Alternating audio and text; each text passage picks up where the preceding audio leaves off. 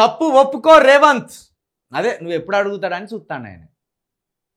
తప్పు ఒప్పుకో రేవంత్ అనగానే అరే కేటీఆర్ ఎప్పుడు అడుగుతాడా తప్పు ఒప్పుకోమని. రేపు పొద్దున మీ ఇంటికి రత్తడితే అడ్రస్ పెట్టిగా లొకేషన్ పెడితే రేవంత్ రెడ్డి గారు ఆ ర్యాపిడోనో లేకపోతే ఇంకేదన్నా ఓలోనో బుక్ చేసుకొని చక్కగా మీ ఇంటికి వచ్చి తమ్మి కేటీఆర్ తప్పైంది అని చెప్తాడు.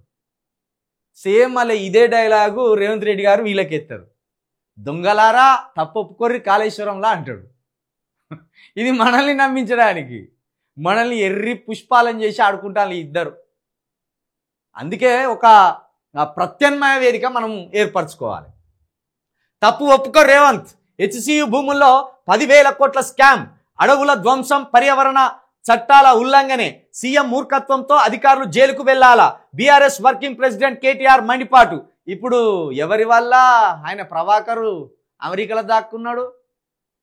ఐజీ, మాజీ IG, intelligence IG Prabhakar Rao దేశ విదేశాలు పట్టుకొని ఎవరి వల్ల పారిపోయింది. నీ పుణ్యం కాదు, మీ అయ్య పుణ్యం కాదు. ఇప్పుడు రేవంత్ రెడ్డి గారి వల్లనే ఇక్కడ సిఎస్ గారు అడిజన్ మంత్రులు అడిజన్ అధికారులు ప్రమాదంలో పడ్డారు. ఇక్కడ నీ వల్లనే మాజీ ఐజీ ప్రభాకర్ రావు నీ కులపోడు ప్రమాదంలో పడ్డాడు. అంటే మీరు గట్లనే చట్టాన్ని ఉల్లంఘించిండ్రు, వీళ్ళు గట్లనే చట్టాన్ని ఉల్లంఘించారు. మీరేమో మొత్తం రోజు పాయసం తింటలేరు, వాళ్ళేమో రోజు పాము విషయం తాగుతలేరు. మీరు వాళ్ళిద్దరు కూడా వాళ్ళకొని దొంగలే. మీరు ఈ రాష్ట్రాన్ని నాశనం చేయడానికే ఉన్నారు మీరు ఇద్దరు.